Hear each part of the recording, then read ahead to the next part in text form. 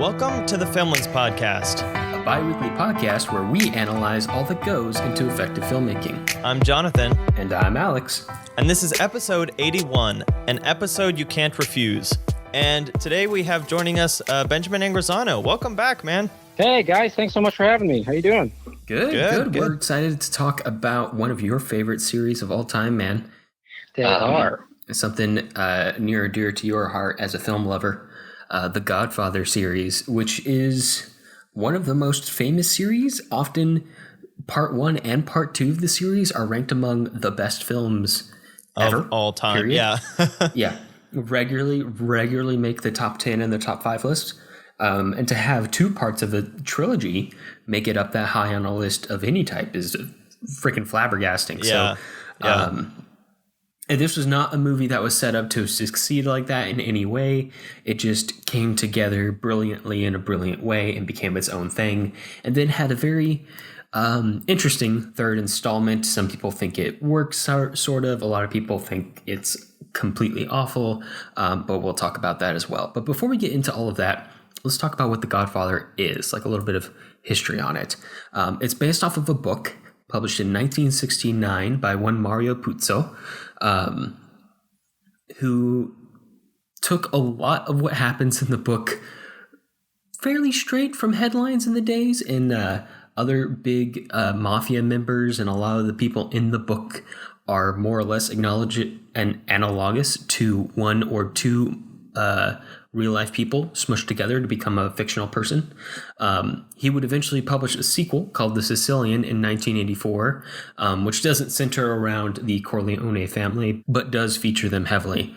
And of course, Random House, the publisher of the original books, would go on to publish more sequels in the 90s and later on, but none of them actually written by Puzo himself. It's like the Italian Jason Bourne series. Yeah. And then eventually we would get to Francis Ford Coppola, born in 1939, a member of the film brat generation.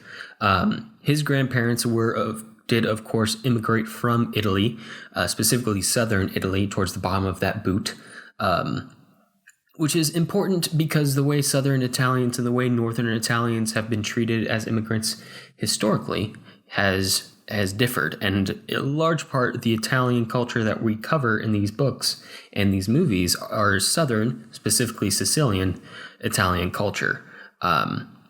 Anyway, Francis Ford Coppola would eventually attend UCLA Film School. Just so happens that he would attend with one James Caan, who stars in the original Godfather. His first directing gig was The Rain People from 1969, but his real claim to fame before The Godfather was that he co-wrote the Oscar-winning screenplay for Patton in 1970. I didn't so at realize this point that. he had an Oscar, but he wasn't a hot ticket director. In fact, he really needed money. He was kind of down on his luck. And this Godfather gig came along. People have been wanting to make this book into a movie. It was a successful book. Let's make it into a movie, but they didn't want to spend too much money on it. So Coppola was their choice. And of course, the making of the movie at the time was a little controversial. In fact, the mafia itself organized protests Of course the they did. studio making the movie. Which is just hilarious. Although no records exist of horses' heads appearing in beds in this version of life, I guess. But anyway, Coppola was partially hired because of his Italian credit. And of course, he made it pretty freaking Italian, but with enough style, panache, and a lot of emphasis on the good qualities of this particular subject of kind of tribal Italian culture, the family responsibility, the love, as well as all the violence, that he kind of pulled it off. And now it's kind of become like a almost prideful example for a lot of Italian Americans and the mafia community. I can't speak for all of them individually, of course. But anyway, what specific installments of the trilogy and what accolades have they won, Jonathan?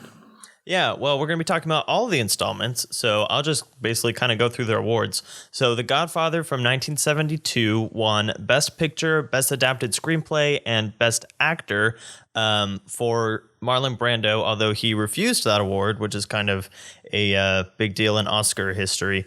The Whole Godfather, thing, yeah. yeah, The Godfather Part 2 from 1974, which won Best Picture, Best Supporting Actor, Best Director, Best Adapted Screenplay, Best Set Decoration, and Best Score. And The Godfather Part 3 from 1990, wow, nominated for Best Picture, Best Adapted Screenplay, Best Director, Best Cinematography, Best Set Decoration, Best Editing, Best Score, but won nothing. So, Yeah, it won nothing. And perhaps that's because it was such a high pedestal it could never reach 20 years after the fact. Yeah. And maybe it was because it just really wasn't that good. I don't know. But it feels like a movie. We'll dig into that. Yeah, it feels like a movie that's like, oh, wait, those other movies were really good, but why is there this disconnect? We should at least like throw it some kind of recognition. I don't know. It's an interesting installment. Yeah, it's worth talking about. And Absolutely. much like some of the less good movies that we've featured on the show so far, sometimes we're more interested in the more interesting conversation and the more interesting learning opportunity than we're interested in just featuring the best movies on the show. Yeah. So, without further ado, let's jump into it with The Godfather from 1972. Jason, set it up for us. The Godfather, Part 1, from 1972. Vito Corleone is the most powerful don of the Sicilian crime families of New York, taking on the paternal role of the Godfather to his own family and community. He protects those who need protecting, avenges those who need avenging, and also manages one of the most profitable and violent mafias in the world. His oldest son, Sonny, is next in line to be Don. Tom Hagen, an Irishman, acts as consigliere.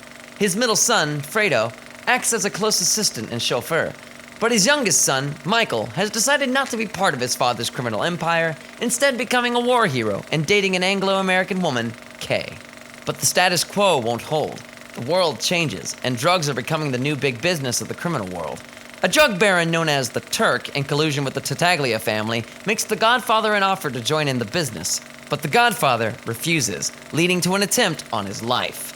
In the fallout, Michael steps up, rejoining the family business he never thought he would, trying to walk the fine line of family of violence as he drifts closer and closer to being the next Godfather. Okay, so first I want to preface that there are going to be major spoilers for all of these films because there's no way to talk through them without spoiling a lot of things, specifically deaths, mostly deaths.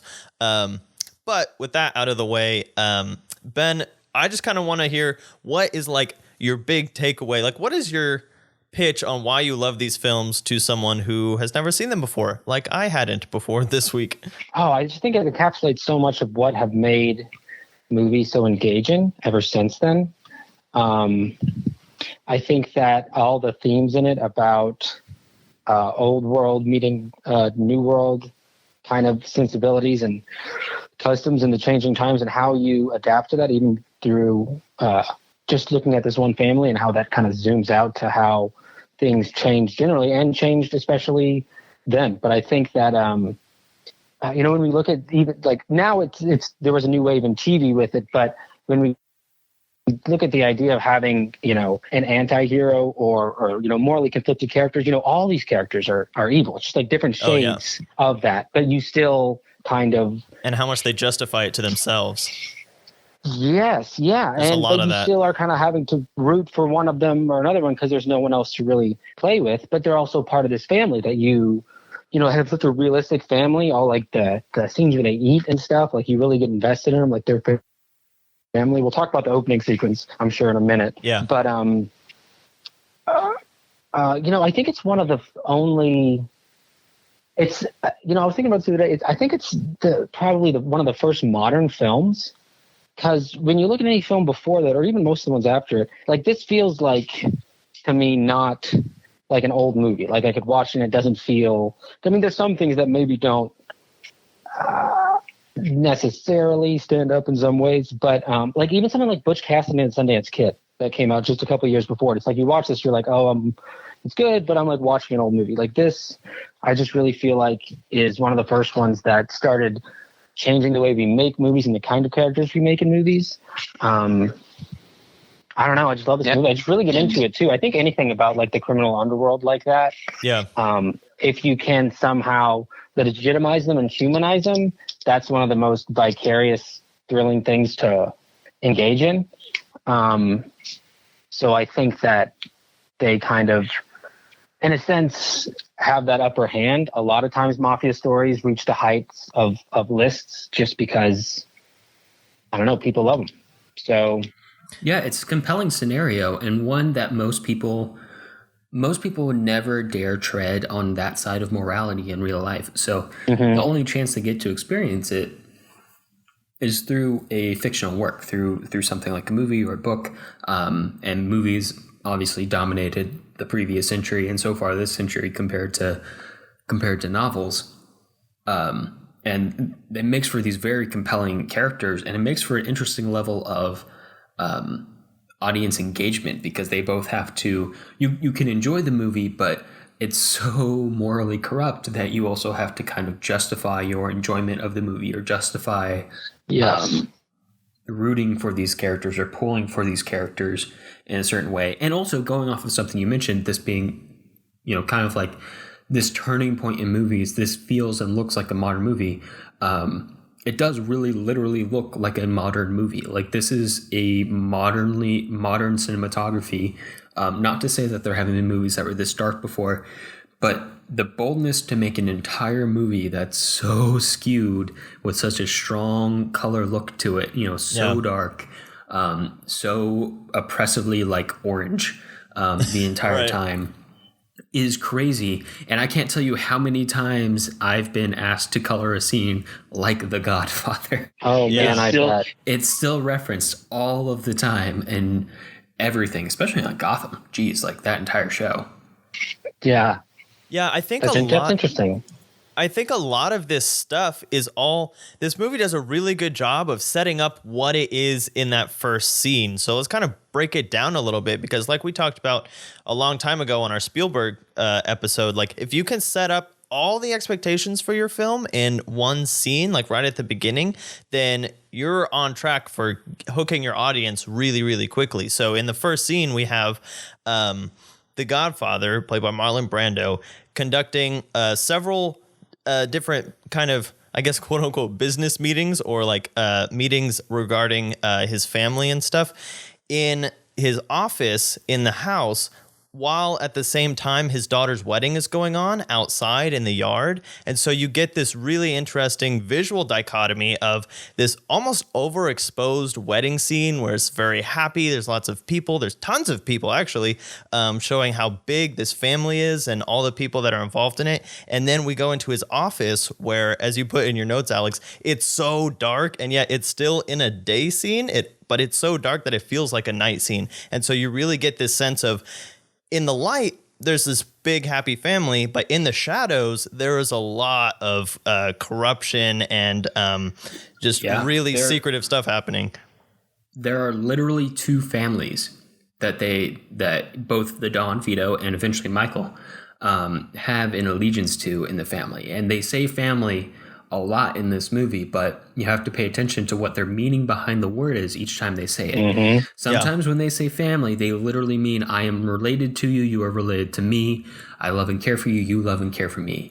And most of the time when they say family, though, they mean the criminal enterprise that happens to be associated with the Corleones. And it's that duality, that balance, that kind of compels these forward and makes them more than just interesting mob movies, that make them thematically important.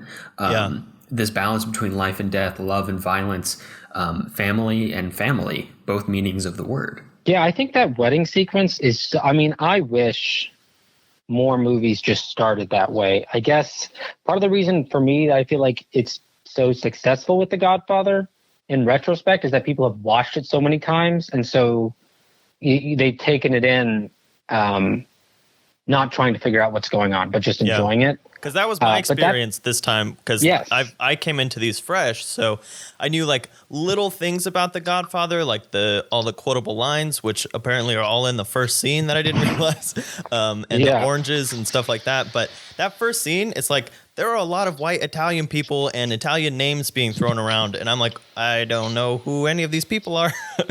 But they do some things this with like a Corleone family tree out. Oh, really? Like I open up the Wikipedia article so I can keep track of what's going on. That seems useful. That's interesting. But yeah, I mean, That's the just movie, for research purposes, people. That's not how you actually enjoy this movie. Yeah. the movie does a good job of keeping the really important people distinct. Like, for example, Kay is always wearing red throughout Yes. the whole Good film. catch. So Michael can starts off wearing some color too. yeah, He and I can doesn't- pick he doesn't out start off Michael wearing and all Kay brown the and whole gray. time. Obviously, Marlon Brando is unmistakable, and stuff like that. Some of the other brothers got a little confusing to me because I realized pretty quickly that Michael is the important one. Sure. And Robert Duvall's character, I could kind of distinguish because he's the quote unquote brother. But yeah, at the beginning, it's just like, wow, there's a lot of people here. I'm not sure which ones I need to be completely paying attention to. Yeah, but the good thing is not that many people last too long in these movies, so it whittles down pretty fast. Yeah. Yeah. I just love the way that it, for me, I love opening something like that without some kind of prologue, even though, 2 has much more of a prologue to it. Oh, yeah. Whereas 1 really just is like the term in media res, which is a Latin term for in the middle of things, is a term they use in media to Res things? denote that like we started here in the middle of everything. But by doing that, it gets us into this world without typing something to explain it. You just like the fact that the first thing you see is this guy's monologue about the corruption of the American dream. But that and monologue the is response so to that, important. I think that's Yes. the other thing that this film sets up, aside from like this dark, shadowy world theme, is that monologue sets up who Don Vito is. It says he is more interested in respect. Like, he'll do the dirty work, but he wants you to appreciate that he's going to do that for you. He's not just going to do it for anybody. He is much more concerned about creating allies than about just keeping his enemies at bay. And I think that is going to be, that is going to be the big difference between Vito and Michael. When Michael comes on and he's just afraid that his enemies are going to get back at him. So he's just constantly fighting. Whereas Vito, even in the short amount of time that we see him in this first film compared with the whole series, he's constantly like trying to keep the peace in some manner or other, even if he has to use violence to keep the peace in some kind of ironic way. It's just like a very different approach that these two Godfathers have. Yes. And just to the beginning, like the way that it does demonstrate all that, but without like telling you, it just uses just the rich dialogue and the subtle visuals and the personal interactions to fill in necessary plot points to introduce everything. And the way they say things, you kind of get like sort of the idea of what they're talking about. And Michael talking about like Luca Brasi, for instance, and telling the whole story about him. That's a pretty repetitive use of how you introduce someone, but they do it so well. And I think that Al Pacino does such a good job of delivering the lines to Kay. It doesn't feel like, even though Kay does kind of serve as the avatar for the viewer who's dropped into this world the same way we are, because like this is the first time she's meeting the family, right? So it's like we're her, and it's like, what is this crazy wedding? Who's that scary looking guy? Oh, I'll tell you about him. And so it's like we've been invited to this wedding to see all these things. So we're not seeing what's on the inside where it's dark. We're just seeing this. But then we also get a glimpse into the inner circle, which is not quite so bright. I love how brutally honest Michael is at the top of the film. Yeah. Like he's just telling Kay like all these things about his family, who happens to be a bunch of criminals. Just straight out. And then literally the last thing he says in the movie is a lie. Yeah. Yes, to her. Right. Straight to her face, which is great. This movie balances very well in that way. Yeah, which is what makes it so dramatic too, because, I was rooting for Michael. I was like, yeah, we need someone to kind of like break this cycle and everything. And then you're like, oh, that's not what this movie is as we go through it. Go ahead. Where do you think the step is that he takes that's too far, where he does the wrong thing and takes the business in a more corrupt way than it already was? Was it killing the heads of the 5 families? Was that? I mean, I think the that whole was point- probably. I think that probably was because that was the first kind of anticipatory action that he took, because killing the police officer and the other guy, the narcotics guy, Salazzo, yeah. was a retaliation step, which is what the whole, Sure. which is how it all started. And so once he took an anticipatory step, that's when we realized, oh, he's going to run things way differently than Vito did, because Vito Yeah. took that chance that he had to say, all right, you got my, we took, what was it? You took out my son. I took out your son. Let's just call it even and move on. Okay. And so he's trying to make that peace, and Michael is not willing to do that. I think it's through fear. But maybe it's just like kind of an iron hand kind of thing. He definitely was. So both Vito and Michael are like both through different amounts, different balances of it, either need or want respect in order to function, either as like a person or to be like stable and safe as a Don. And Vito strives to get it through love. He wants people to do it because they respect him and love him and appreciate him, and they come to him because he's the Godfather. And the word the Godfather to Vito means somebody who loves and cares and looks after his family. Mm-hmm. And to Michael, who is thrust in this situation, in many ways because he acts out of love for his father. He's the only one who goes to his father and saves his father, and he's willing to stand up for his father and shut down the Turk and the corrupt cop who are after them, and so on and so forth. Ends up in this position that's thrust upon him that he never wanted, and so is taking a completely reactionary stance and acting out of fear, and to that end strives to get respect through fear for the rest of the movies, both movies. Yeah. And the step, you can tell at the funeral scene when the head of the other families are looking at him, that Michael is thinking that he is next to go if he doesn't do something. And then what does his dad tell him? Do it. And That someone's going to approach him. And Yep. what happens? Yep. That's exactly what happens is what happens. He sees the writing on the wall and acts, and maybe overreacts. Like he goes full nuclear option by killing everybody. Mm-hmm.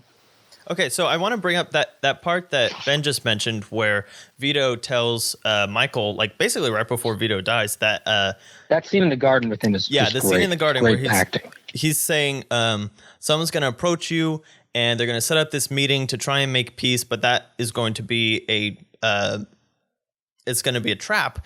And so then we have this expectation. And I think that if we take that on a broader level, because one of the early lines in the film, one of the brothers kind of like shouts out what he's thinking at the meeting with the Turk. And the important line is never tell someone outside the family what you're thinking. But Francis Ford Coppola, through things like when Vito tells him about this thing that's going to happen, is divulging to the audience. So I think Francis Ford Coppola is kind of treating the audience as part of the family, and he's letting us know anything that the Corleones know, and that way we have this sense of suspense because we know what we're looking for.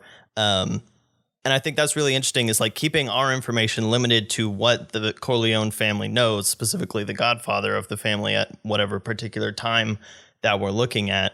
And so I thought that that's just kind of a really interesting approach to what information you reveal, because the information reveal is very important for creating the suspense, because there is some very, very suspenseful scenes, specifically the one where he kills the Turk and the police chief, where we know the entire plan. And this is like straight out of Hitchcock, basically, where we walk in there, we know exactly what he's gonna do. He's got to find the gun behind the toilet. He's got to shoot them. He's got to drop the gun. He's got to walk out. All these things, like very to a T, we know. And so as the meeting's happening, and then he goes to the bathroom and he's looking for the gun, and for a second you're like, oh, is the gun there? Because they cut back. They cut back to them eating before he finds it. He's still looking for it. It's a very good use of editing, like a time bomb, span time, and enhanced tension. Yeah. It's like Hitchcock's famous thing where, you can have two characters having a conversation about baseball for 5 minutes, and then their table explodes, and like, oh, okay, that's that's great, that's shocking or whatever, but it's a much more interesting scene if you know that there's a time bomb set for 5 minutes under the table while they're talking about baseball. Then you're hanging on every single word that they're saying because you don't know when it's going to happen. Yes. And that's exactly what we do here, because we know what he's supposed to do, and we're just wondering, like, when's he going to do it, and is it going to go right? And that happens many times throughout these films, and it's just put to use perfectly. Yeah, that scene, that's maybe my favorite scene of all time ever. It's it's palpitating, it's so tense. And also because to a sense, by that point, like, you are Michael. Like, the viewer sort of assumes the role of that son once you understand everything. And of course, because at that point, he was like straight up a good guy. He was defending his father. He was stepping up because it would be the most unassuming thing. We and still so believe that he doesn't want any part of the family beyond this, revenging his father. Yes. And there's something that is, I don't want to say cathartic about the kind of, like, this idea of, like, justified murder, not even, like, technically self-defense. Well, it's revenge. But, we've been enthralled by revenge tales since friggin' Homer. Sure, no doubt, yeah. Anyone who reads the bloodbath at the feast in the Odyssey, knows this feeling. Yeah. Like, we want this to happen because we feel like there's been this wrong done. There's a sense in the Odyssey of just brutal. I mean, like, people are, like, begging for their lives, and he's like, yeah. I mean, it is like we're rooting for this violence to happen, but it's all built up to a sense where we feel morally justified in rooting for that. That's not going to be the case later on, though. Yeah. And this is the family that we got sucked into. Right. And there's almost, it's interesting because it's almost the thing that keeps them good is the old world values. Yeah, because we feel like Vito has a moral center that we can kind of get behind, even if his means aren't right. And so we're into this family because we have respect for Vito.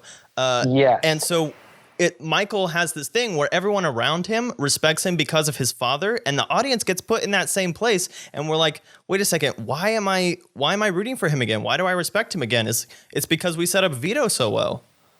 Yeah. And then of course they add on to that and to his motivation and his in the next one. But his whole thing about, like, we don't want to get into drugs because that's gonna ruin all this. To him, is borderline ethical and business decision. He thinks this will be the end of everything, which he was right. But even if you're right, is it better to get ahead of it if the times there are changing, if things are just going there? And that's that generational question that the film asks. And ultimately, he was right, it was destructive, but they, became the most powerful by, it's that clash between old world values and kind of new age American dream ideas. The ruthlessness of corporate America, I guess, just sort of demonstrating that. And I mean, it's so cool how in retrospect these movies are confirmed that, this was made in the 70s, and now we look back at, like, oh wow, that really was the big thing that made it turn down. Yeah, made in the 70s, about the 40s and 50s. Yes. Yeah. What is the timeline? It starts in the 42, I think. Yeah, I got a little confused at some point, especially in part 3. It's got to start after 42 because Michael's back from the war, right? Well, is the war over? Are we to assume? I guess think so. Otherwise, it probably would have been a bigger part of the background. Okay. Yeah, I doubt he would be spending that much time in America if it wasn't over. That would make sense. Yeah. Then they don't. Yeah. So a question that you asked in your notes, Ben, was along the lines of the background of a lot of this is this family war between the different families in New York at the time, and you were like, when do you think that started?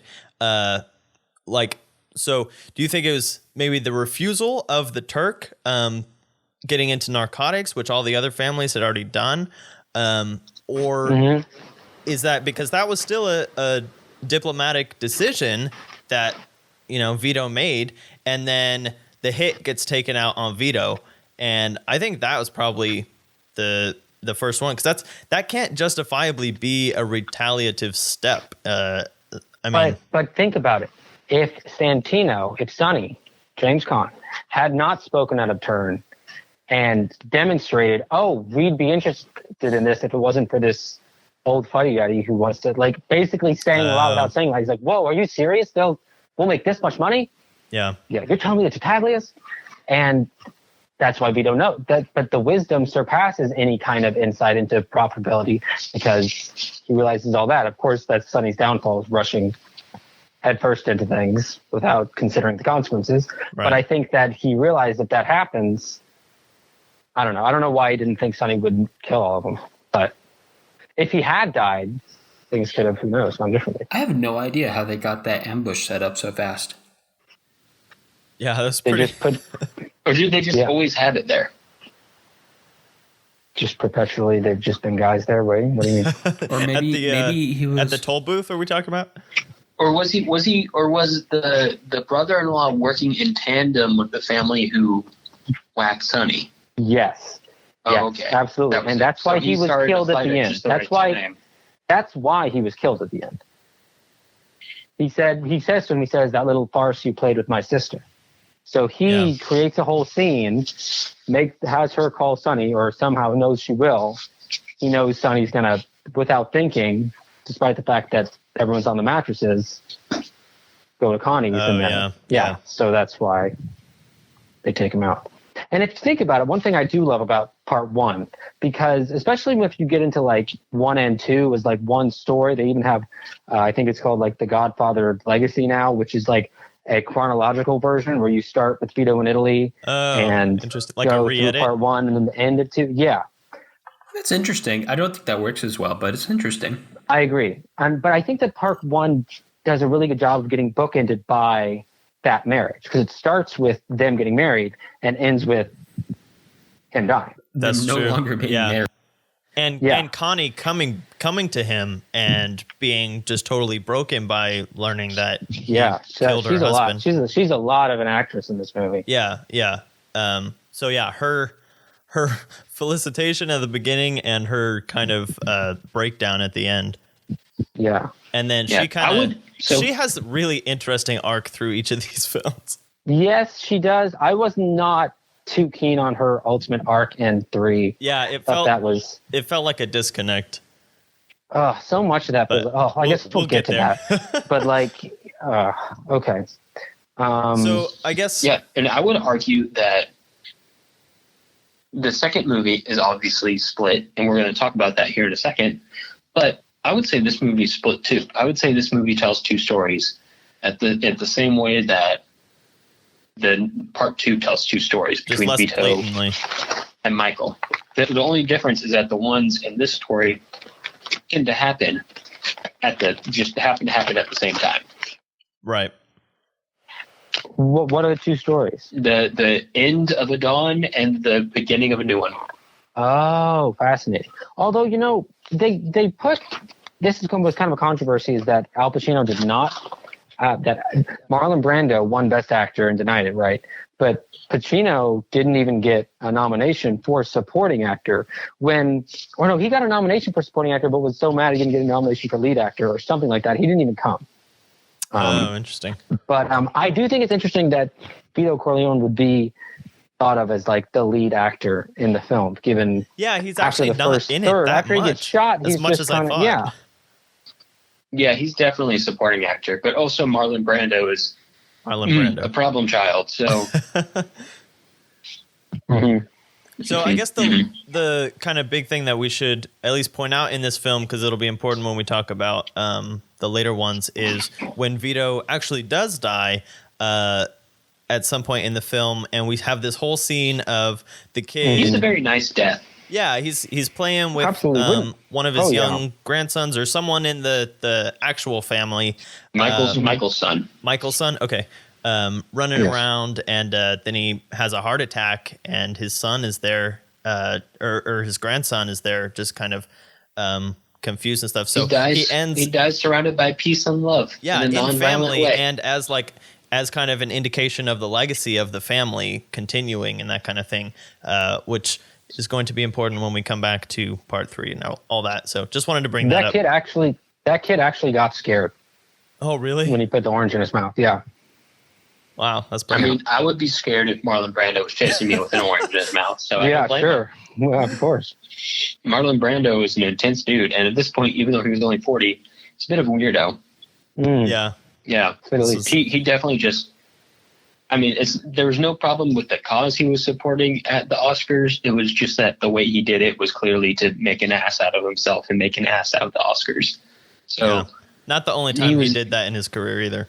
no, he has a storied history. Yeah, people were not happy, but that was crazy. Apparently, John Wayne had to be restrained backstage from going out and hitting him or something. No. Oh Yeah. gosh. We didn't talk about much at all about that big final scene. Or what do you the guys think of? baptism. Okay, we gotta talk about the baptism. Here's the hint, guys. It was Michael's baptism, really, not the baby's. Yeah, Michael is becoming a godfather in reality and like the godfather of the family. Yes. Mm-hmm. So it's Intercutting really was just impactful, beautiful. but also like it's pretty clear. A perfect time to use really highly stylized shots too. Yeah, Like and Latin just voiceover. primo. Way to go all out. Like the way to go that's the time to go balls out with your style for the film, and they did. Originally, they were not going to do it this way, but and they were going to be separate things happening in like different scenes and different situations. So just to kind of paint the picture for the listeners, at the end of the film, when Michael is becoming the godfather for Connie's child, he's also has hits put out on the heads of the 5 families, so that essentially he'll be the only one left, or at least he'll essentially have crippled each of the other families to the point where they can't be a threat until he can move his family to California across coasts. Honestly, if you haven't seen this movie, please don't listen to it. Yeah, I know. That's why I put a spoiler warning at the beginning. No, I know. But just haven't wanna- explain. I mean, I'm sure people. Yeah, I just want to preface what we're talking about as we go through it, I hear you. No. Or because else it's we'll have all to come to your house intercut. and whack you. It's all intercut. Yeah, I think it's really cool the way that they sort of transition from scene to scene. Like in one, Al Neri, the guy who's dressed as the cop, is getting dressed and he wipes his face with a cloth, and then the next shot shows Clemenza climbing the stairs with a shotgun, and then he wipes sweat from his face. And the trouble they had with making it is how are we gonna make all of this one cohesive sequence? We need to have 5 different murders happening and also a baptism prominently. So by just keeping the audio so that to give the illusion that it's all happening exactly at the same time, that's what they have them doing, like menial things while we hear the audio of the baptism before the actual murders happen, so that it gives us that effect of all this is happening right now. And I think it does it better than most other sequences that try to replicate it. Sweet tension, y'all. Yeah. Does it beautifully. Yeah, I think so. And this is actually a moment where it's not cathartic, because we're like, okay, Michael, now you've taken a step too far, and this is a really big step. So this is not like okay, I can totally see why he's doing this, where he's coming from. Like, we can kind of understand where he's coming from, but we're also like, okay, this is going to be very bad for everybody. Yeah. He goes to Italy. What did you guys think of Michael in Italy? I love that stuff. I love the idea of Italy being this place of like peace and happiness for Michael, because it kind of echoes like this weird duality that's kind of been happening both within the family and our lead characters, but also kind of, I think maybe initially by happenstance, but then by intention, as an echoing of the entire Southern Italian, Sicilian culture as a whole, between this mafiosa activity and this strong family loyalty that happens. So he escapes to Sicily, the source of all this peace and love, and then it ends up being really it all rather blows up in his face. I thought. I kind of, wrestle with the whole idea of him having this whole second life, like having his wife there and all that kind of stuff, and then They don't really bring it up, and then when they do Do you bring it think up Kay again, knows about his wife? that's okay. So that's the thing, is that I felt like that could be a really interesting dramatic moment, and then in part 3, she mentions it, and they don't mention that it was a issue for her. They don't mention they anything really about kinda it. They just like, use oh, that, she knew yeah. that. I think that's more of a part 3 fault than anything else. Yeah, I think no, not I mentioning agree. it was the way to go. But I thought that it was Imagine this really if he like interesting told her thing. right then. If he just like told her right then, 30 years later, like confessing all said, and she's like, I don't give a shit. Right. What are you talking about? Yeah, I just thought it was this really interesting thing that, I don't know, it never got fulfilled in a super satisfying way. But the one thing about the Sicily scene that was incredibly interesting thematically is when they walk through the empty city, and he's like, where are all the men? And his guide says, they all died from vendettas. And it's like, oh, Yeah. that's what we're watching. Yeah. That is And interesting. then we go back there in the next film. I also like the idea that he can't escape now that he's joined the violence. He's in it. He can't escape. How And is this it is that the he- natural conclusion of that, of constant retaliation. That's the Yeah. only way to prevent that is to do what Vito did and to say, okay, you got one of ours, we got one of yours, we're done. Yeah. And not just keep it going just back so and happens, forth. guys.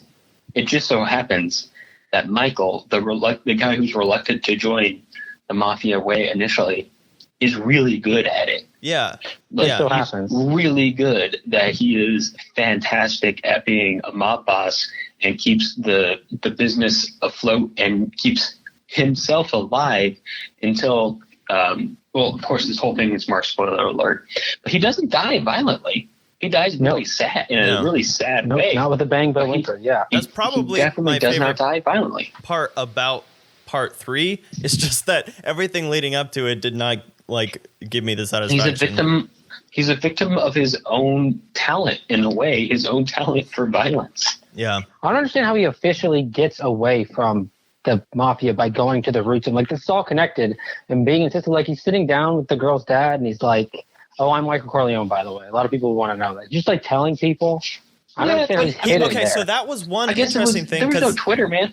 that was kind of Yeah, a but bit of people diplomacy know. of saying, hey, I'm going to open up to you and let you know this because I'm trying to Well, I earn your get that. trust. Yeah, I know I get that. I don't.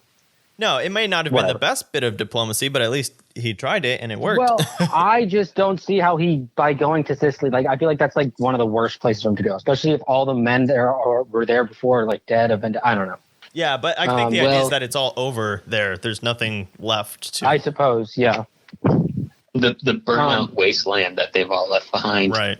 Fredo, Not- the other brother, we haven't metaphorically. talked about. Yeah, I'm sure Fredo, the other. Sicily's a very nice place. Yes.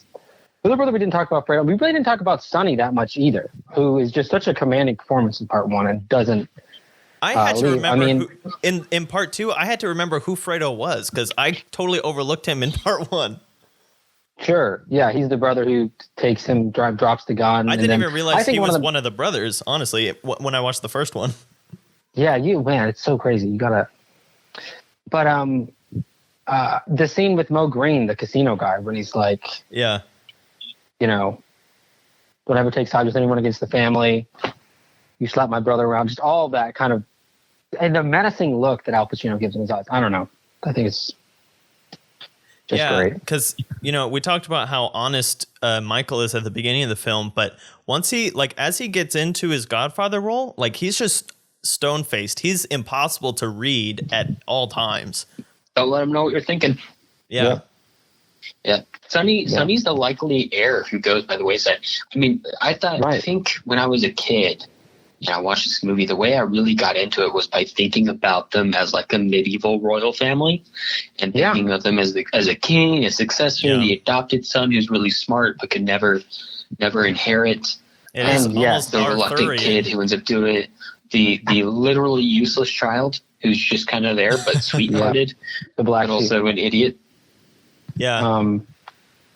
It is kind of and Arthurian. I think that Tom Hagen, Robert Duvall is such a good buffer in this movie that the third movie also is lacking. Right. That I think. Yeah, I think throw you in need that mini Hagen, contrast, but it's not Yeah. the same.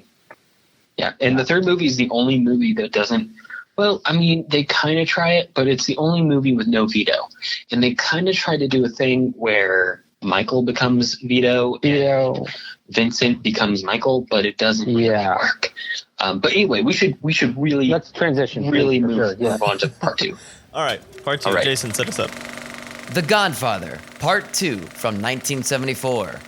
A saga in 2 parts. The first begins in Sicily, 1901, where young Vito Andolini in the town of Corleone loses his entire family to mafia violence and flees to America. There he finds work and a wife. He rebuilds his family and finds friends, if slightly criminal ones. He bumps up against the local Don and soon finds himself forging his own mafia empire in the land of opportunity. Meanwhile, in the present day, Vito's son, Michael, finds himself the successor to the dubious honor of being Godfather. He struggles to balance his family obligations, the criminal ones, with his wife, children, brother, and sister. Soon the lines between it's personal and it's just business begin to blur. An attempt on his life at his new family home in Las Vegas sends everything spiraling out of control. The balancing act of trying to turn the family business legitimate keeps his loved ones safe, and discovering who he can and can't trust becomes more and more desperate. With every decision, Michael moves closer and closer to determining what really matters to him and what kind of man he truly wants to be. All right, Alex, you want to talk to us about your Pacino De Niro face blindness? Okay, and Jonathan just blew my mind like I can't believe an you didn't hour know ago. that. What happened? So I have had the hardest time for a very long time telling Robert De Niro and Al Pacino apart. And part of it is because Heat? I've seen Heat, and I have a hard time telling them apart in that movie. Like I could tell you that this one looks like this and this one looks like that, but I could not get the names straight. I did not have them associated. Okay. And part of it is, in a lot of ways, they're very similar actors. They've worked with a lot of the same directors in the same types of movies and the same types of roles over and over and over. They're both very good, so it's just very hard. And now they're both like old, and they kind of have like this interesting like old impression of them that I see a lot. But Jonathan was like, one of them has a mole, man. And I was like, what? Yeah. I always look for the mole. I was actually thinking that during the movie. I was like, if they had planned on De Niro being young Vito, would they have given Marlon Brando a mole? Probably. I don't know. It's funny. Probably. Yeah, but no, I've had the hardest time with that for a long time.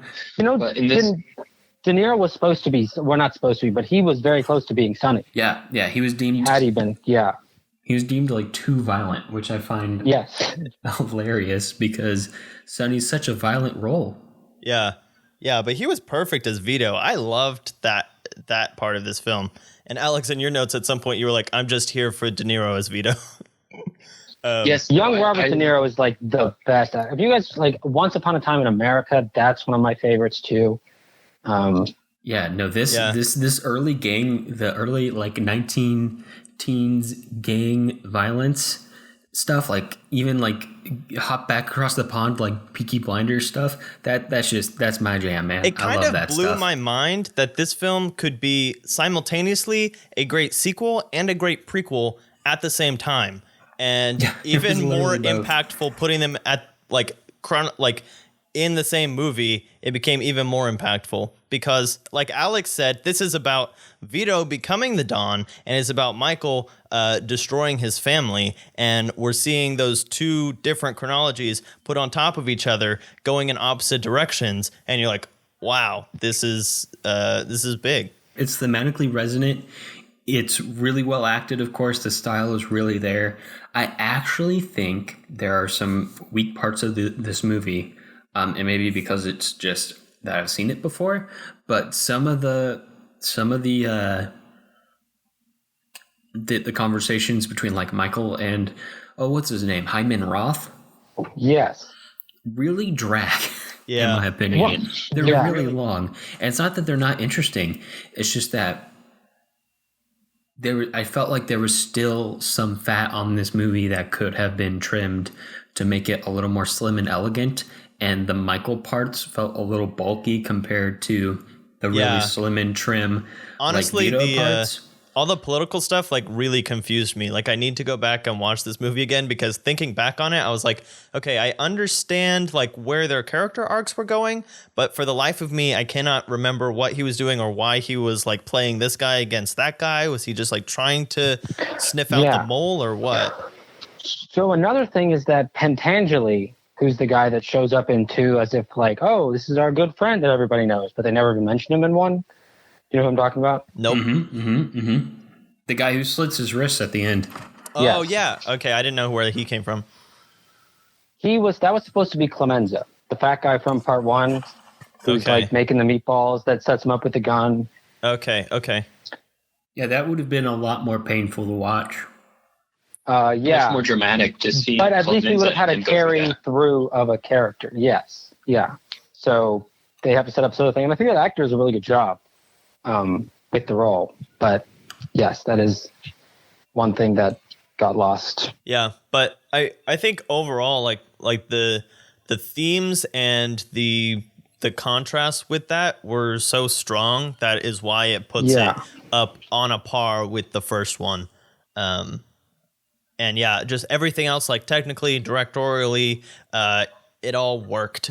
So even though I was a little confused on exactly why he was doing what he was doing, I didn't lose the thread of, what I was supposed to be watching as far as character development and that kind of thing, which is really what you're there for. Literally beat for beat, everything that happens to Vito, the opposite happens to Michael. Yeah. Vito gets a wife and children. Michael loses a wife and children. Vito makes a bunch of friends who are deeply loyal to him. Michael loses a bunch of friends who are deeply loyal to him. So on and so forth. One has a happy ending. One has a really sad ending. And again, literally all of Vito's scenes, there's some tension, there's conflict, but there's never any like some really deep, like existentially threatening thing to Vito outside of like the first scene of Vito. Like his entire arc is about moving away from problems towards what's actually a pretty nice life towards the end of it. Yeah, and we know a deeply violent and morally corrupt life, but it's still a pretty nice life. And we know where his arc is going to end because we saw the beginning of the first one where he's like kind of on top of the world, so to speak. And he has that love and that respect and everything, and he knows how to maintain it diplomatically. And again, this film shows that difference between, building respect from people and loyalty and using violence only when it will meet that end, and using violence out of fear in order to prevent a suspected attack, rather than trying to prevent that attack by making more allies that will then, prevent attacks from other people. So those two different dichotomies, again, are showing themselves here. And it's really interesting to see that. And you kind of wonder, like, how did Michael not pick that up from watching his dad? Was he just ignoring it so much because he thought he hated the business? I think he just thought it was more practical and his dad wasn't willing to do it. I don't know. Yeah. Okay, so here's another question. I think that was his impression of what his dad did. Like, that was his understanding of it. True. That's probably why he didn't want to be involved in it. And now that suddenly he's involved in it, he's acting from a different core, the deep down what makes a person place than what his father was acting from. So I have another question that I think is going to go into part 3 to some extent, but also plays a big part here, especially with Kay, is how serious is he about making the family legit? Because at the end of 1, he doesn't seem very serious. He seems like he's completely dropped that goal and he's just like trying to be the best godfather he can. Maybe it's just because he's been thrown into this position unexpectedly, but he feels like he's leaning into it. And then in 2, you feel like he's trying to do something big with the family, but I'm not sure that big thing that he's trying to do is going straight. And that comes back a little bit in part 3, but I was always a little unclear about that motivation, because obviously the only reason Kay stayed with him is because he promised to go straight. And just never, once she realized that he was not going to deliver on that, that's when, she even gets in on the violence on the family, by aborting his unborn son. That is a question I really do have. And I think that being legitimate for Michael might not mean we don't sometimes use brute force to get our way, but just like legitimate enterprises. Like instead of prostitution and illegal drugs, we'll just like run things out of casinos, and we'll provide these things that are legal, that are technically legitimate, that people want. But obviously Kay didn't see it that way. I guess not. Because I feel like, I think that to him, maybe when he says it, he means it differently, or he's just outright lying to her, or who knows. Yeah. But I'm curious at what point he stopped being as concerned with that, or I guess he.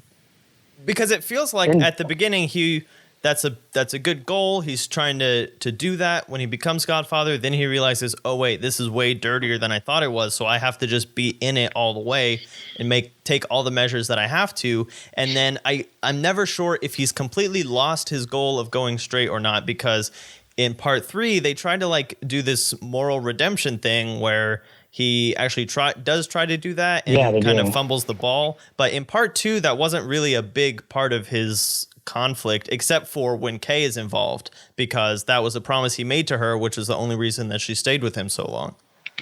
Yeah. And clearly that's not something that he's too serious about. Right. Or at least he doesn't prioritize it over much. That was just one of the motivational things that I was never quite clear about. Yeah. I think that was one of those moments where he tells her, yeah, we'll take it all legitimate. I think he was he was so on his back foot at that point. I think he was just like, yeah, well, that's like, I could do that. That's an achievable goal. Sure. And she says something like that's what you said years ago. He talks about that though at the wedding before he's in it. Right. So that's why I was a little, because that was before he was so committed to the violence of the family. Also, what do they define as legitimate? Because like in the third movie, gambling feels like it's deemed illegitimate. But in the first and second movie, it feels like moving into gambling is legitimizing the family because it's a legal activity. And I mean, that like is, the casino. Yeah. So I don't really know what's going on there. Yeah, so those were... I'd have to watch 3 again, because that gets dicey, especially with like the church and stuff getting involved. Yeah, that got really political, like even more so than 2 does at points. You know what this story doesn't have? The Pope. You know what we should add? The Pope. You know who we should kill? Yeah, it's weird. The Pope. Twice. Don't they like kill the Pope in the movie? Yeah, they do kill the Pope. That's so ridiculous. Yeah. That's one of those things that trilogies fall into sometimes, where it's like we're introduced to this like small world where like they're the kings of that world, but not really, they don't really have this grand effect over the entire world. Right. And then in 3, it's like they're assassinating the Pope, and you're like, well, I thought that this was like my people over. Like Pirates of the Caribbean does that, where in the first one he has to like remind people he's Captain Jack Sparrow, and he's like, that's part of the charm is that, oh, these are my band of misfits. And then in the third one, it's like, I am like one of the pirate kings who can save the ocean. Like, they just up the stakes so much that it's like, I don't. Yeah. You know, in case of Godfather, it's like, I don't. Right. And we'll get to that. To me, I don't know. We'll get to that in part 3. But one of the other character arcs that I want to talk about that's really interesting is Connie, who was kind of she was kind of a catalyst for things in the first one, but now she's more of an active player where she still has a lot of resentment towards Michael for killing her husband, whereas at the end of the first one, you feel like that's just going to kind of emotionally destroy her, and you don't know exactly how much she's going to be able to bear that. Like, she feels like a much weaker character, and then in this one, we realize that she's kind of taken an opposite way of what we might have thought, and she's kind of become this wild carefree kind of person. Like, what She's is there? literally Michael's spoiled teenage daughter in this one. Yeah. Right? Yeah. That is the exact dynamic they have. And Connie's just like, you're not my dad. Yeah. And Yep. and then at the end, when we get to the point where he's just become so violent, I guess. I mean, that's kind of the arc of the first one, but in this one, it's like violent to the point of destroying his own family, and the corruption is reached into the family. It's not just like, oh yeah, New York is corrupt because there's all these crime families. It's inside of the Corleones, and then Connie like crawls back to him and is like kissing his feet almost, and Right. and that's the big thing that is dealing with this. Like whenever Al Pacino's talking to his mother, and he's like, did dad ever fear that he was going to lose his family? It's like, and we're watching his dad come up, and not really, because everything he did was to make the family more loyal to him. And that's all of Michael's methods are doing the opposite. They're pushing his family away. To the point where he Killing his literally family. kills Fredo. Yeah, at the end. Yeah, he's trying to replicate the results of his father without understanding the technique at all. Yeah. Which is, by the way, one of the reasons we study film here on the Filming With podcast. Come join us every other week as we learn more about filmmaking. That way you can make films like Vito and not like Michael. Yeah. See. Yeah. I will plug the show on the show every time. I just feel like I'm trying to try of a way that you could actually make another prequel sequel like that, because there haven't been a lot of those. I don't Without know it that just there feeling are like, any. oh, they did a because- Godfather thing. Yeah, I don't know. Yeah. That's so unique to intercut those two things and have each part of it enhance the other part and still all feel cohesive. Like, I can't think of any other series that has done something similar. Yeah, certainly. And I think part of it's because they drop you in the middle of one without that whole background. Yeah. It gives them the opportunity to fill that in and complete a story and tie in all those things we talk about, how at the beginning Michael was like this and at the end of one he was like that. They're able to nail that home by showing you, kind of bookending it and being like, remember that it was like this, now it's like this. Yeah. So I guess one thing that we can point out is I didn't notice this in the first movie, but I saw, Alex, in your notes, you noticed a sled in the first film that was reminiscent of Rosebud. Sure. Yeah, when Michael and Kay are buying gifts. Oh, okay, because there's another one in part 2 when he's walking to into his house in California and it's all snowy and there's a sled outside of the house, and I thought the same thing. And that's interesting that shows up in both of them, because that's kind of the arc, is that he's pushing his family away and losing sight of what actually matters by trying to achieve what he thinks matters in the moment. I mean, that would be more likely a direct reference if Francis Ford Coppola was known as like a big fan of movies and he studied a bunch of them and he was known as maybe like a film brat. Oh, wait. Yeah. Oh, wait. So, That could be. I've never even considered that. That's very interesting. It's possible. It's very possible. It's also possible that he just liked the look of that sled. And also, I mean, those or maybe kinds just of all details, sleds look the same. Yeah. Or just like period piece sleds. Like in 1974, what selection did they have for period piece sleds from the 1950s? Right. I haven't changed that much. I feel like he's even said that oranges weren't intentionally really? like a death homage. That's just like the color palette looked good. But I don't know. There's so many of those. Like there's the one at the Don Sable. You have Tessio peeling an orange in the wedding. There's a sign for California oranges in the background when Sonny gets You have shot Vito down. putting the orange in his mouth when he dies. Put his mouth. Michael, by part 3, it must have been intentional when Michael drops the orange as he dies. Like part 3 is just it's almost a parody of itself. Like, I hate to say it, but at some points it's just too self-referential, and we've seen other series like that, but it's kind of sad to see it in this one. When Talia Shire poisons the guy at the opera and like watches him choke and die, and she's like, "Goodbye, Godfather." I was like, "This is a joke. Oh gosh, This is not. I can't take this here." Okay, are we ready to move on to that one? Yeah, let's do it. I think so. All right, so let's move on to Godfather Part 3. The Godfather, Part 3 from 1990. Jumping far in time from the events of the last film, an elderly Michael has taken the family business to complete legitimacy, but his relationship with his wife and children is still strained, and he still carries mountains of guilt for sins he can never hope to atone for. As his son decides to become a singer instead of joining the family business as a lawyer, Michael starts to mentor his nephew, Sonny's illegitimate son, Vincent Mancini. Vincent, as hot-headed as his father was, gets into an escalating conflict with longtime Corleone capo, Joey Zaza. While Michael discourages this fight, he soon discovers that Zaza, backed by a Don disgruntled that Michael has exited the criminal gambling business, is looking to kill Michael and take over the Corleone empire. Meanwhile, the newly legitimate Corleone empire is stepping in to alleviate the debt of an archbishop, buying a majority share of the Internazionale Immobiliare, essentially buying the Vatican's interest in the company. But both the Immobiliari and members of the church seem to have issues with being associated with a criminal, even if he's a reformed one. After another assassination attempt on Michael sends him and Vincent reeling, and while Vincent tries to secure his future, Michael tries to secure his legacy. But will that be a legacy of family or a legacy of violence?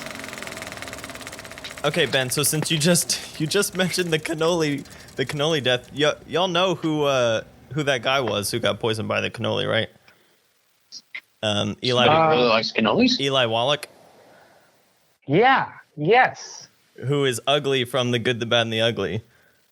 Oh. He's just wow. really old in this movie, but he's I thought you were just going to say he's ugly, and I was like, wow, that's mean. no, he's just such a fun character. Like halfway through the film, I was like, oh my gosh, I know him, and I love Eli Wallach as an actor. So that was a lot of fun and just random. That is cool. I never put that together. That's so interesting. Okay, well, let's go around real quick, and let's take the temperature of the group. Who here liked The Godfather Part 3? Show of hands. I mean, show of voices, because this is a podcast. I acknowledge it, and I'm like, okay. But, like, it kind of says a lot of things that didn't really need to be said. It's like, Yeah. at the end of 2, it's like, oh, look where Michael's going to end up now. And then in 3, it's like, this is where Michael ends up. And it's like, Yeah. Right. You didn't take me on a arc that I guess they try to shoehorn in. He's trying to get better, and then he doesn't. Yeah. But, like, you haven't taken me from one place and brought me somewhere else. Yeah. Yeah, it was just really sad, really. And Yeah. I think one of the first things that you notice about it is that it doesn't feel the same. Like the acting and the directing and just the dialogue felt way more direct. In The Godfather Part 1 and Part 2, there were so many times when there's just like silence and there's just this machination happening kind of underneath the surface. In Part 3, they just say everything that's happening. It wasn't nearly as dark as the first two either. No. I mean, like literally In any sense. the scenes were just like too bright. I could tell what was going on too well. I think Coppola makes better movies when he's like under pressure. Yeah. And like young in his 70s than he is when he's like sipping wine in the 1990s, like being comfortable. And it just kind of felt, I don't want to say safe, but just like, not even safe, but just like Uninventive. Yeah. Yeah, there were parts where, like, in the Sicily scenes, it felt like, oh, this is just us walking around Italy and remembering The Godfather, like just talking about the Godfather movies, because they were just talking about things that happened. And then there were also times when, like, Connie is bringing up the bastard son to be the new Godfather that felt like the Star Wars prequels, like a friggin' Darth Sidious and Darth Vader thing happening. And it just had like a lot of really weird. Movie. You know what's weird to me? The amount of people who compare like The Godfather to Star Wars prequels Oh, when really? they haven't seen it. And they'll be like, oh, it kind of reminded me of like Palpatine. I'm just like, that's so Just this interesting. one. The other two didn't, even though there's like a lot of power dynamics. But this one where like there was one scene in particular where Connie was sitting there and basically telling, what's the guy's name? Was it Vincent. Joey or whatever? Oh, no. Oh, Yeah, yeah. Vincent. Vinny. And she was like, you are going to be the new Godfather. And I was like, she's christening him the new Sith. Like, what is happening? Yeah, that's interesting. Yeah. And okay, so on paper, like if you look at the facts, like if you read a script for what the movie that we saw, You probably have some problem with the dialogue, but a lot of the thematic, a lot of the elements make sense thematically. Like ending the thing in Sicily has a nice ring to it. Yeah. His Michael's son finally going legitimate has a ring to it. The way he dies has a ring to it. The involvement of somebody who was previously not involved in the family has a ring to it. And all of this brings me to a point, and I see this a lot about a lot of movies that are very popular and maybe don't have the best reaction. Specifically one that happens to have a man fond of bats and another one who you'd call super, where you look at a lot of things on paper and you're like, wow, thematically, that's really brilliant. But here's the thing. It can be thematically brilliant as you want it to be. You can set it up on paper as nice and pretty as you please. But if you don't feel it when you watch the movie, it doesn't count. And in this movie, you do not feel it, and it doesn't count. You don't feel the impact of the scenes the way you do. The beginning scene where like Vincent like bites that dude's ear, which is like really random, by the way. Yeah. Maybe that could have been set up better if like Vincent had been super violent in some earlier scene we saw of him. We didn't know who he was at that point. All we got was when he like walked into a room, clapped, and everybody gave him a weird look. And then Sofia Coppola hit on him. Yeah, which was just weird. Like the cousin loving thing is really weird. I'm sorry. Yeah. The only thing I can think of is that it's showing this like, again, this weird like infection that's gotten into the family where it's like it's destroying itself from the inside. And that's like a really weird way to show that. But it just doesn't work. And also their performances don't make it work. They don't help at all. Oh, yeah, no. Sofia Coppola can make some brilliant movies. But she cannot. She also did a lot of child acting, and this is not one of her good roles. No. Yeah. This did not work. No, goodness. And nobody cared about it either. It felt like she was in a different movie than Vincent, who thought he was in a different movie than Michael, who thought he was in a different movie than Connie. Yeah. Yeah. So here's the other thing about the cousin loving scene, which, you know, you might be able to just scenes, right? Jonathan. Which you might be able to kind of overlook it, except for they keep beating you over the head with it. Like it's constantly being brought up, and they're like, "You can't be with him; it's too dangerous for you. You can't be with him; it's too dangerous for you." And it's like, "Okay, she's gonna die. Cool. Okay, we got it." Yeah. Yeah. Okay. But the point that she dies, she hasn't even fully developed as a character outside of male constraint. Yeah, it's like I feel bad. Oh yeah, no, it fails the Bechdel test real hard. Yeah. The character has no depth to her. Oh yeah, 100%. There's like barely any women in the first one. Yeah. But yeah, it just falls apart. And I don't know, maybe building a love plot line was an attempt to win over the audience. And maybe there are parts of the world where actually, did you know, I think the U.S. is the only place where marrying your cousin is actually illegal, but it's taboo in most other places because guess what? You no longer are restricted to just the adults your age in the village right. of whom you can marry. You have options. So I don't know, it's such a flabbergasting decision. It does not win over the audience at all. And typically that kind of like forbidden love type thing is a great way to win over, especially an American audience who love rebels, who love people going against the grain, who love like fighting for the little guy against it. Like it almost felt like it was trying to have like a West Side Story, but they were both from the same side of West Side, like way too closely. Especially because that's not the main thrust of the film. It's not like this, okay, let's make this weird love thing, let's challenge this. It's just thrown in there in all this other stuff that we're supposed to just accept on all our other preconceived ideas. But there's definitely parts where it totally takes it over. Like there's like sequences, like 5 or 10 minute spans where like that's all you're thinking about. And it wasn't particularly like that specifically made it so that she died. Like, it's not like that really to the audience made it seem like if they do this, then something else won't be able to happen. It's like, It's too dangerous because more people will find out and they'll laugh at us. Like, what?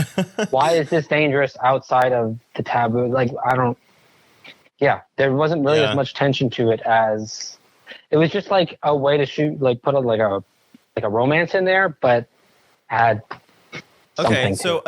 another thing that kind of falls short of building suspense or building a scene as well as the other two movies do is the whole. Okay, so there's a lot of stuff that happens at the opera at the end. Like I feel like a lot more of the film happens at this end opera scene than I feel like it should. But this whole thing where it's basically the scene from The Man Who Knew Too Much, where he's going to kill them at the opera. He's going to wait for like the moment where he can do it, but he keeps getting thwarted by all the guards that he just kills anyway and doesn't really have any issue with that. But it wasn't very suspenseful because it keeps getting kind of diffused, and then we're not. I don't know. I didn't feel that. I didn't feel that heart palpitation that I felt when I knew exactly what was going to happen when Michael was walking in there with those two guys. It was just like, okay, he's probably not going to kill them at this opera. Like, I don't know that there's a big moment where he could have the chance like I did in The Man Who Knew Too Much. I know I'm waiting for the cymbal crash or something like that. He's just kind of there. He keeps almost getting thwarted, but not really. And I don't really think he's going to pull it off. So we spent a lot of time on something that I wasn't that apprehensive about. Sure, yeah. And, by that point, you can wonder, like, is Michael going to die? Because, originally the movie was, Coppola wanted to title the movie The Death of Michael Corleone. He didn't want it to be... Oh, interesting. Tied in, like, this is the third part. He just wanted it to be sort of an epilogue. And then the studio, of course, was like, no, you have to call it The Godfather Part 3. And it had to be, but kind of like, sort of like how, Peter Jackson's Hobbit movies got strung out into its own, trying to be authentically serious and epic thing. It's sort of like that. I feel like he just wanted like Corleone tale. Yeah, like he sort of wanted like, oh, and by the way, just one more thing, and it's like no, a whole other thing. Yeah. So not a lot of the whole other thing works. Yeah. And then It's a shame. I guess, is there anything else to say about the Pope killing scene and the confession scene? Like, also didn't totally work for me because I felt like he had zero remorse when he actually killed Fredo, and then all of a sudden he's kind of having this life reevaluation, but not enough for me to feel for him when he breaks down with the bishop. Yeah, I'm sure. But by that point, it's like it's kind of too late. Yeah. Yeah. And you don't have enough time. If that's how if they'd done more with that character of Michael, maybe from the beginning of 3. Yeah. But it's like, okay, I get that he's kind of feeling bad, but I don't know. There wasn't enough that he did or said that made me believe how remorseful he was about his old life. Yes. And there's also an aspect of it's hard to compare it to Part 2 because with most sequels, you don't feel like they're necessary, but it's like, oh, that was another little story. Part 2 feels so necessary, and there was no more necessary steps to take, so they took an unnecessary step to try to make an exciting movie or an enjoyable movie with these characters, minus Tom Hagen, who they just didn't want to give Robert Duvall $10 million. I don't know why.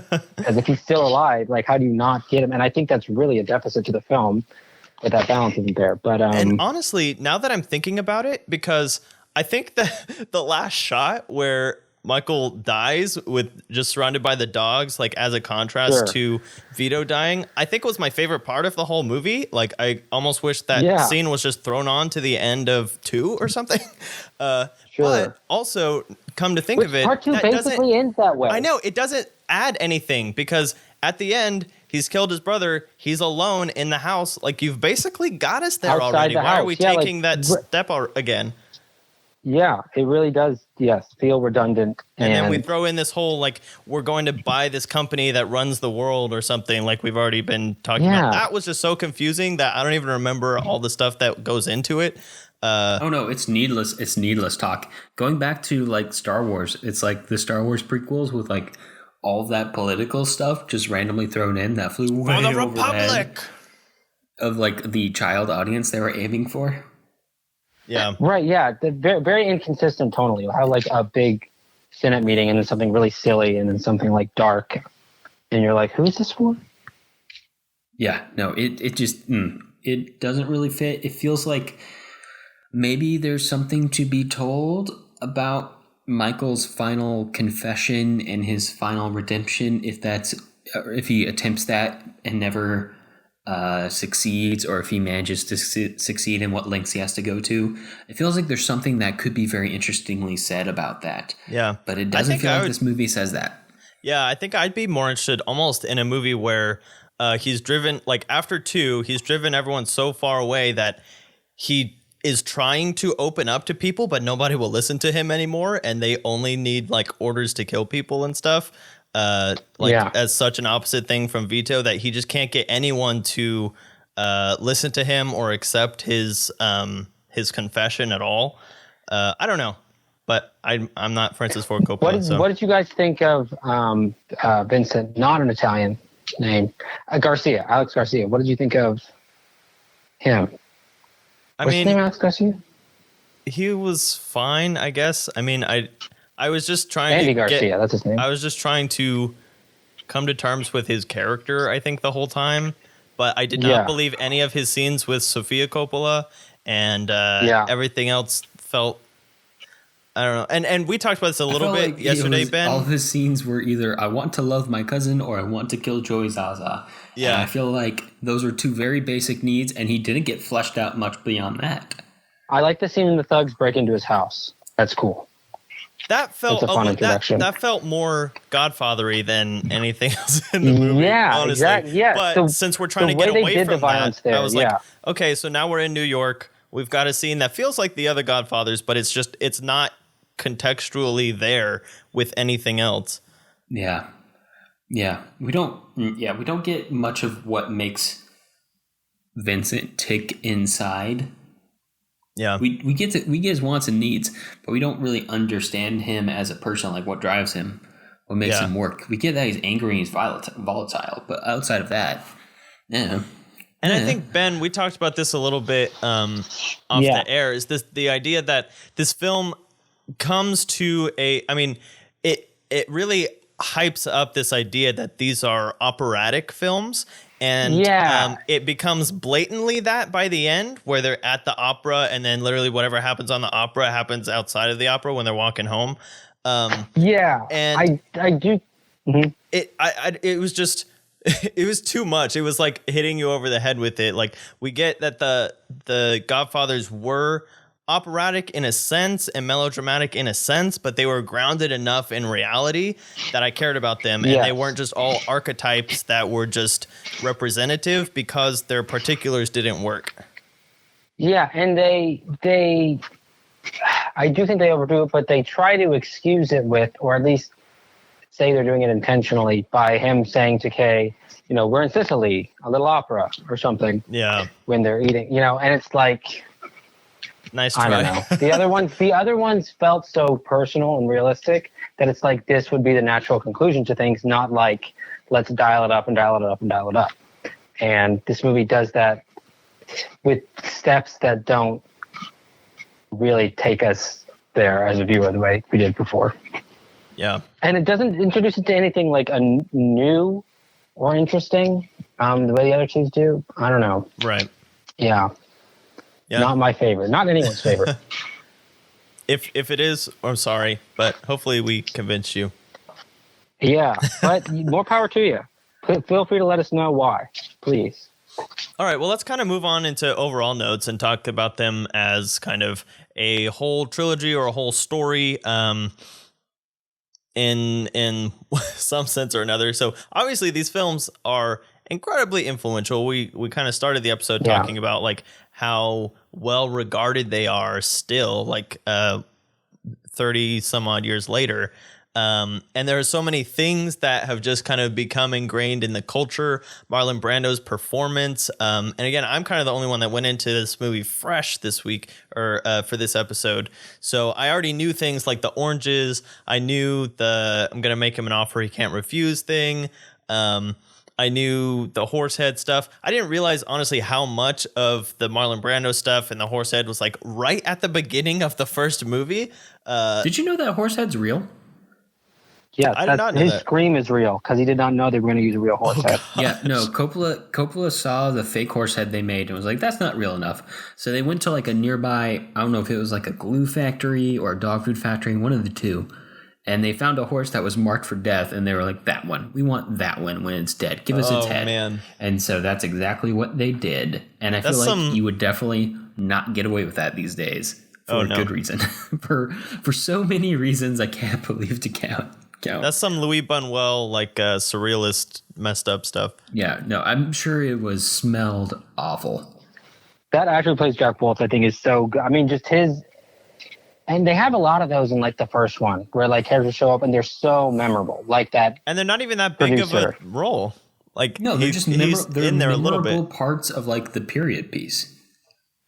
Yeah, his lines in that with Duvall. And again, we've barely even talked about Duvall and how much he grounds these movies. I feel like having a player who's not, an Italian guy who's like hot-blooded like that to temper everything. And the it fact never that feels like he's in danger.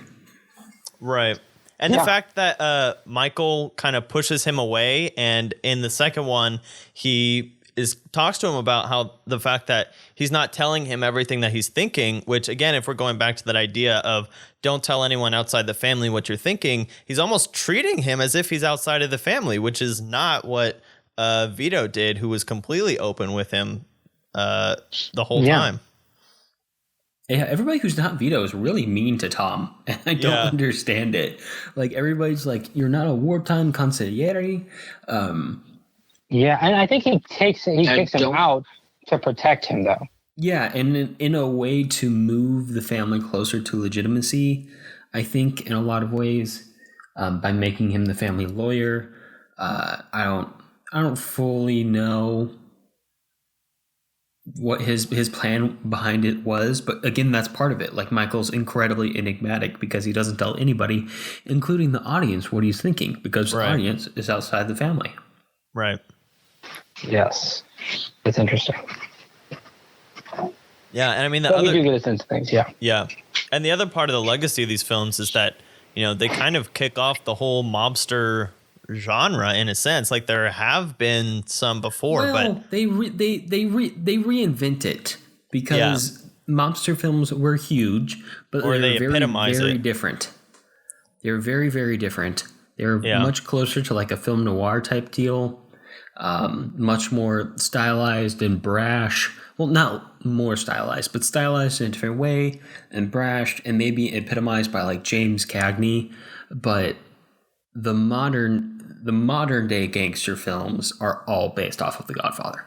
Right. They have become the defining mobster film. They didn't invent the genre, but they definitely have become the pinnacle of it in a way that no other gangster movie has even come close to.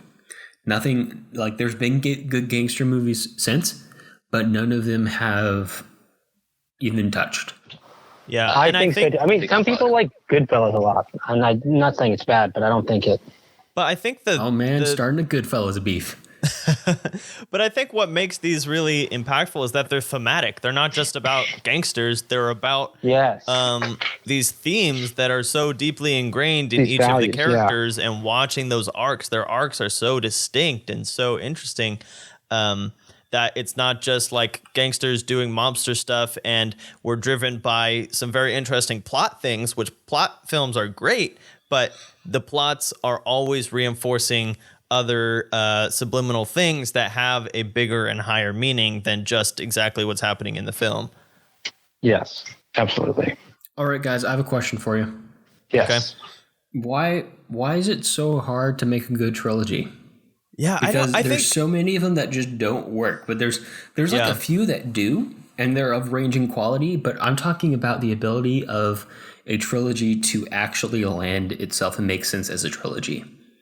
And like I feel like the Godfather trilogy doesn't hit that note, right? But like the original Star Wars trilogy does it. I think the Jason Bourne trilogy does it.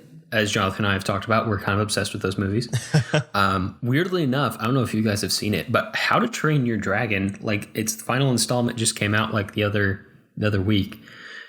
Surprisingly solid trilogy. I'm not saying they're brilliant films, but wow. Yeah, like, my wife watched all three of them this past week and got like way into it. They're but really I've heard good, great man. things about it.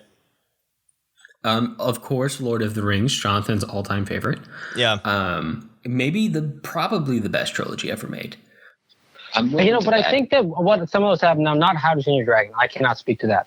But I will say that something is that I think part of what I don't want to say needs to make it work, because like Toy Story did without doing this, but like telling one story over 3 parts is different. And 1 and 2 tell one story over 2 parts. Right. Kind of 3 parts. But and then you Lord of the Rings is telling it. one story over 3 parts. But then 3 isn't quite that. It's trying to tell a new story. The brilliant thing about the trilogies that work, and I would throw out that in this conversation I'm talking purely about actual trilogies that are connected by story. So plot-based trilogies, not the color trilogy. We already talked about that. Not the Cornetto trilogy, which we have a whole episode about way back when we barely knew what we were doing. Not the episodic things like Bond or Godzilla or anything like that. Yeah, no. And in fact, one of the reasons I did not include Toy Story on this list is because they are, like in July, I think, about to drop their 4th film. Yeah. So it's about to no longer be a trilogy. What is it? Toy Story 4. Oh, that's right. Yeah. So, and maybe Toy Story 4 will be real bad, and we'll just consider it like a trilogy. But knowing Pixar, it'll be like at least middle of the road. Yeah.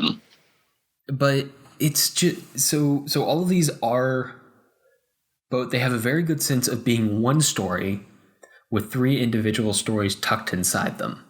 And I find that the trilogies that don't work so well are the ones that are trying to break it down, or 2 of the movies are more similar than the 3rd movie. The Matrix. The first movie is a thing, and then the second 2 movies feel like they were only planned after the first movie was a success. Yeah. And then it came apart. Or like the YA novel movie boom of the past decade, all of the final movies being split into 2 parts. Suddenly you have a weird balance in your movies that's being totally thrown off. I think an exception to that, though, it would be Star Wars, because Star Wars comes out and nobody knows how it's going to do. And they're like, okay, so now we've got to make some sequels. And there was not like a whole consensus. Like one of the stories is that George Lucas basically just told Kasdan, like, Luke is Darth Vader's son. Go at it, and then they just kind of built it up around there. So I think Star Wars is kind of an exception, but yeah, I agree. If you have a plan for your films when you set out, you have a much better chance of making them all feel cohesive.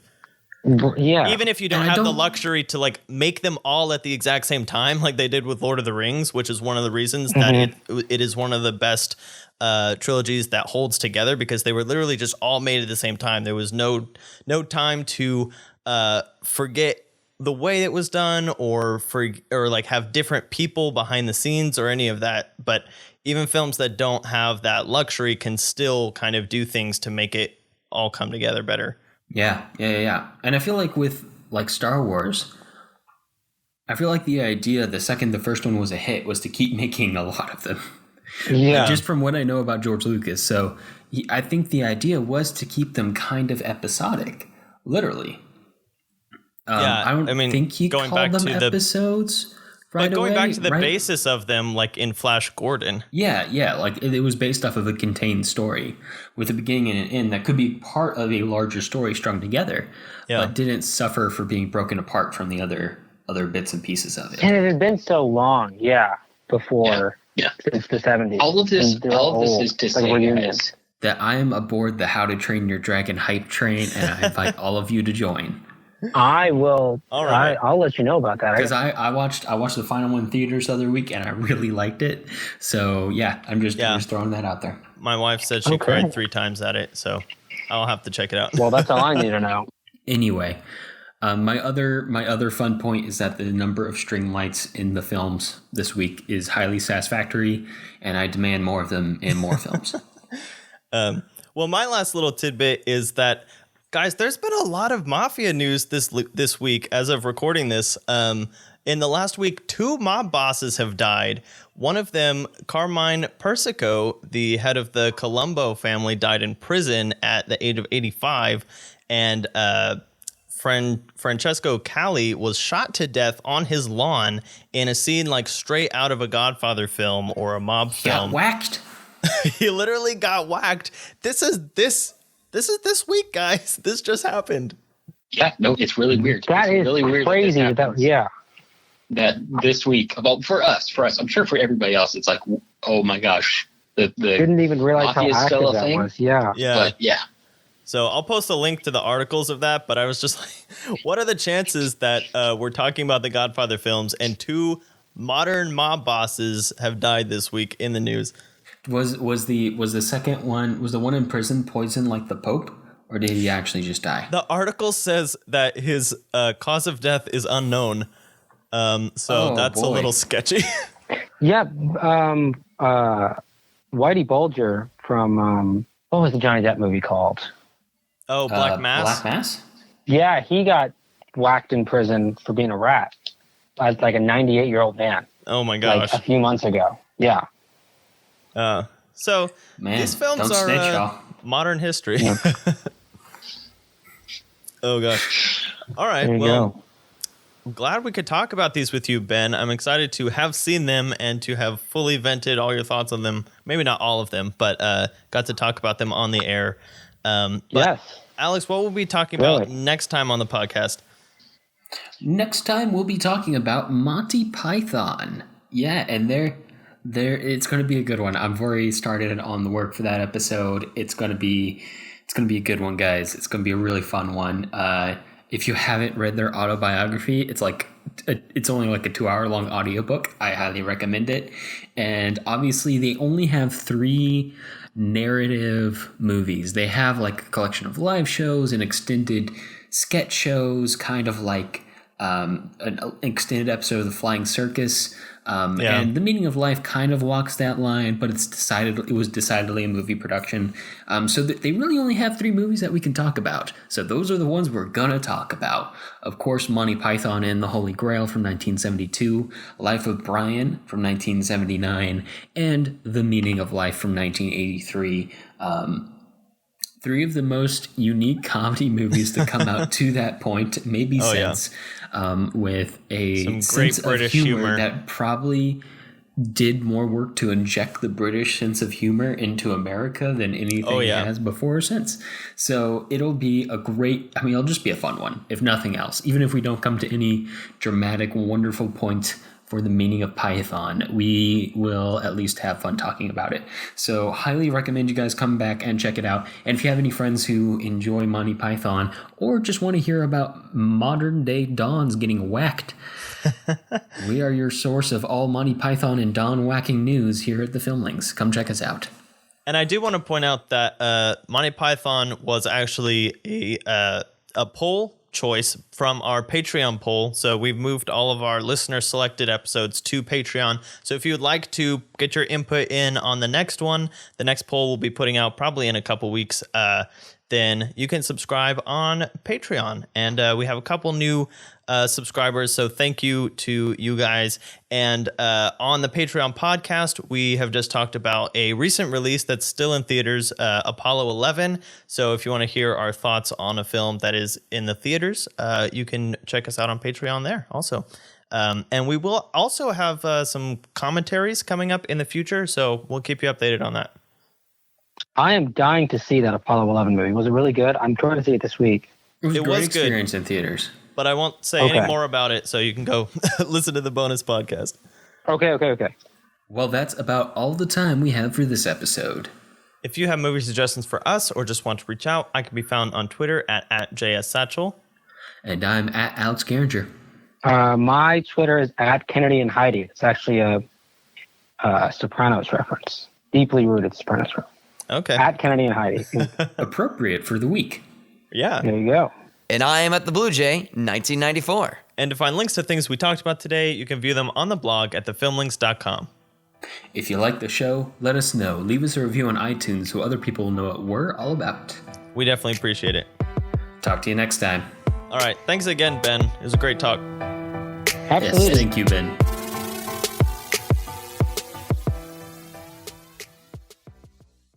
Should we preface this with the Italian cred among us? Who, me? I'm a quarter Italian. I'm half. Ben is very half. Italian. Yeah, I was about to say Angrisano. I think I'm just French. So That's nice. y'all Stop can being take all so of that. freaking Anglo.